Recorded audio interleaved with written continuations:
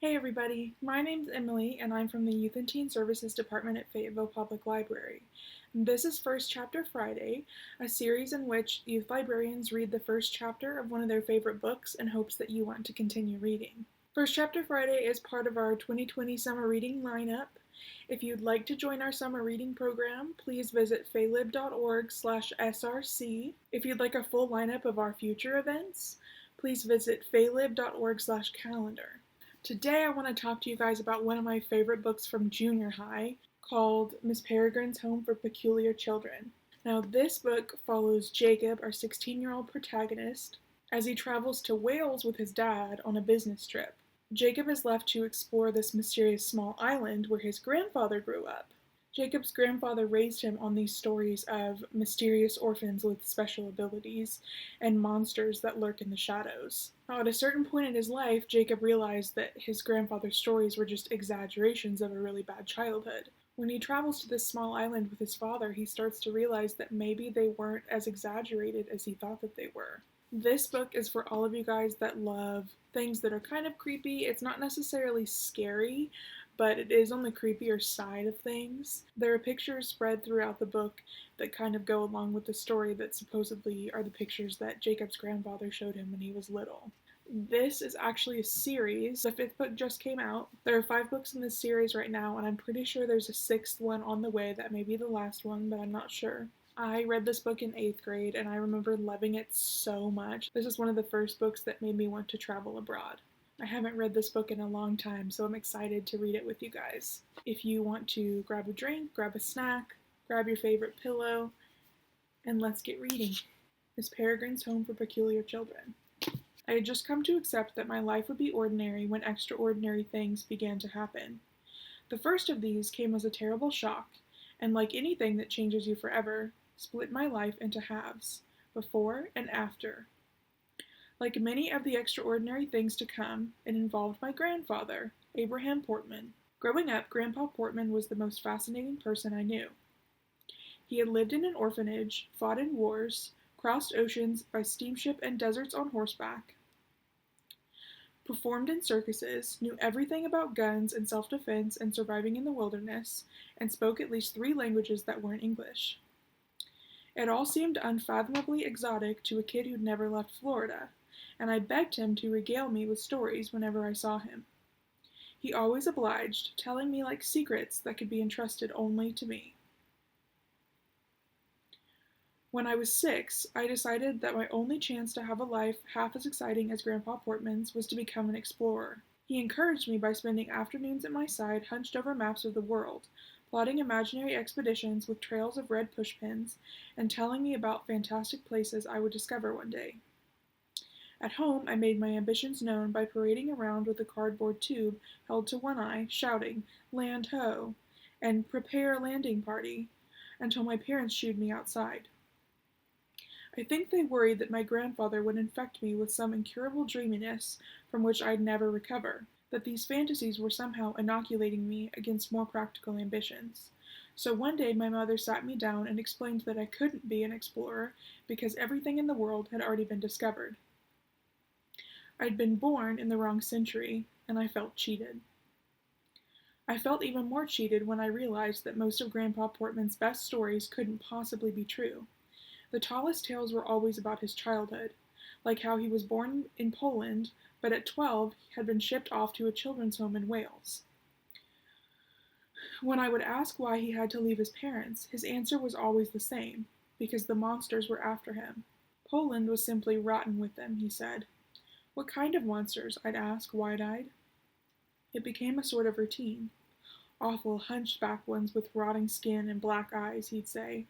And they walked like this, and he'd shamble after me like an old-time movie monster until I ran away laughing. Every time he described them, he'd toss in some lurid new detail.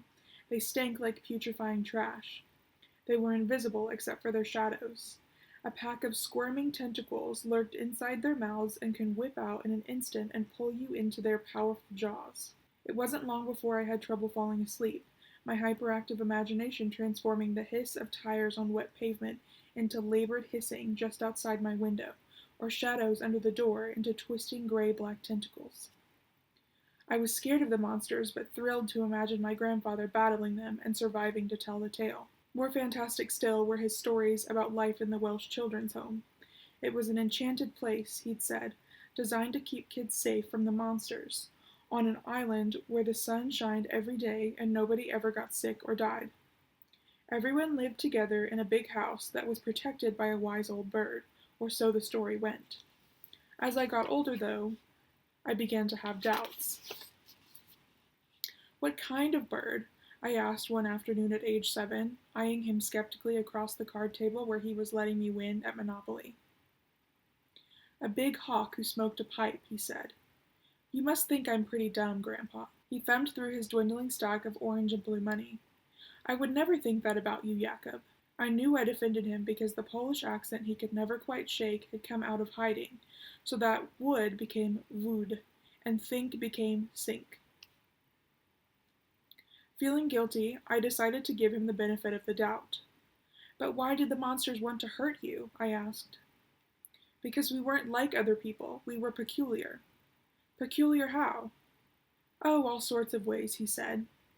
"There was a girl who could fly, a boy who had bees living inside of him, a brother and a sister who could lift boulders over their heads." It was hard to tell if he was being serious. Then again, my grandfather was not known as a teller of jokes. He frowned, reading the doubt in my face. "Fine, you don't have to take my word for it," he said. "I've got pictures." He pushed back his lawn chair and went into the house, leaving me alone on a screened-in lanai. A minute later he came back, holding an old cigar box. I leaned in to look as he drew out 4 wrinkled and yellowing snapshots. The first was a blurry picture of what looked like a suit of clothes with no person in them. Either that or the person didn't have a head. "Sure he's got a head," my grandfather said, grinning, "only you can't see it." "Why not? Is he invisible?" "Hey, look at the brain on this one." He raised his eyebrows as if I'd surprised him with my power of deduction. "Millard, his name was. Funny kid. Sometimes he'd say, 'Hey, Abe, I know what you did today.' And he'd tell you where you'd been, what you'd had to eat, and if you picked your nose when you thought nobody was looking. Sometimes he'd follow you, quiet as a mouse, with no clothes on, so you couldn't see him, just watching." He shook his head. "All of the things, eh?" He slipped me another photo. Once I'd had a moment to look at it, he said, "So, what do you see?" "A little girl. And she's wearing a crown." He tapped the bottom of the picture. "What about her feet?" I held the snapshot closer. The girl's feet weren't touching the ground, but she wasn't jumping. She seemed to be floating in the air. My jaw fell open. "She's flying." "Close," my grandfather said. "She's levitating." Only she couldn't control herself too well, so sometimes we had to tie a rope around her to keep her from floating away.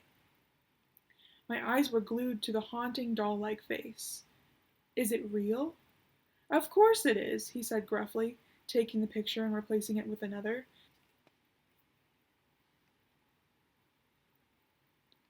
This one, a scrawny boy lifting a boulder. "Victor and his sister weren't so smart," he said. "But boy, were they strong." "He doesn't look strong," I said, studying the boy's skinny arms. "Trust me, he was. I tried to arm wrestle him once, and he just about tore my hand off." But the strangest photo was the last one. It was the back of somebody's head with a face painted on it. I stared at the last photo as Grandpa Portman explained. He had 2 mouths, see? One in the front and one in the back. That's why he got so big and fat. "But it's fake," I said. "The face is just painted on." "Sure, the paint's fake. It was for a circus show. But I'm telling you, he had 2 mouths. You don't believe me?" I thought about it, looking at the picture and then at my grandfather, his face so earnest and open. What reason would he have to lie? "I believe you," I said.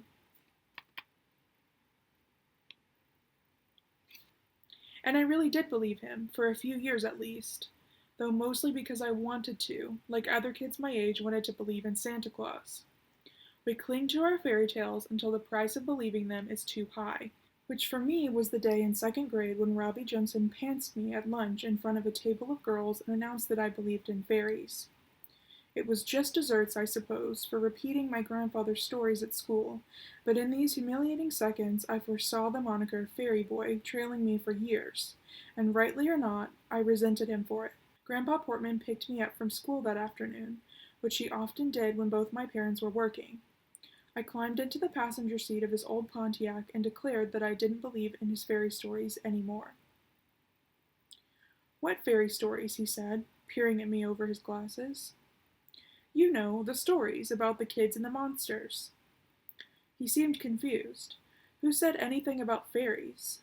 I told him that a made-up story and a fairy tale were the same thing, and that fairy tales were for pants-wetting babies, and that I knew his photos and stories were fakes. I expected him to get mad or put up a fight, but instead he just said, "Okay," and threw the Pontiac into drive. With a stab of his foot on the accelerator, we lurched away from the curb, and that was the end of it. I guess he'd seen it coming. I had to grow out of his stories eventually. But he dropped the whole thing so quickly it left me feeling like I'd been lied to. I couldn't understand why he'd made up all that stuff, tricked me into believing that extraordinary things were possible when they weren't. It wasn't until a few years later when my dad explained it to me. Grandpa had told him the same sorts of stories when he was a kid. And they weren't lies exactly, but exaggerated versions of the truth, because the story of Grandpa Portman's childhood wasn't a fairy tale at all. It was a horror story. My grandfather was the only member of his family to escape Poland before the Second World War broke out. He was 12 years old when his parents sent him into the arms of strangers, putting their youngest son on a train to Britain with nothing more than a suitcase and the clothes on his back. It was a one-way ticket. He never saw his mother or father again, or his older brothers, his cousins, his aunts, and uncles. Each one would be dead before his 16th birthday, killed by the monsters he had so narrowly escaped. But these weren't the kind of monsters that had tentacles and rotting skin, the kind that a 7-year-old might be able to wrap his mind around. They were monsters with human faces, in crisp uniforms, marching in lockstep, so banal you didn't recognize them for what they were until it was too late. Like the monsters, the Enchanted Island story was also a truth in disguise. Compared to the horrors of the mainland, the children's home that had taken in my grandfather must have seemed like a paradise, and so in his stories it had become one. A safe haven of endless summers and guardian angels and magical children, who couldn't really fly or turn invisible or lift boulders, of course. The peculiarity for which they'd been hunted was simply their Jewishness. They were orphans of war, washed up on that little island in a tide of blood. What made them amazing wasn't that they had miraculous powers. That they had escaped the ghettos and the gas chambers was a miracle enough. I stopped asking my grandfather to tell me stories, and I think secretly he was relieved. An air of mystery closed around the details of his early life. I didn't pry. He'd been through hell, and he had a right to his secrets. I felt ashamed for having been jealous of his life, considering the price he'd paid for it, and I tried to feel lucky for the safe and unextraordinary one that I had done nothing to deserve.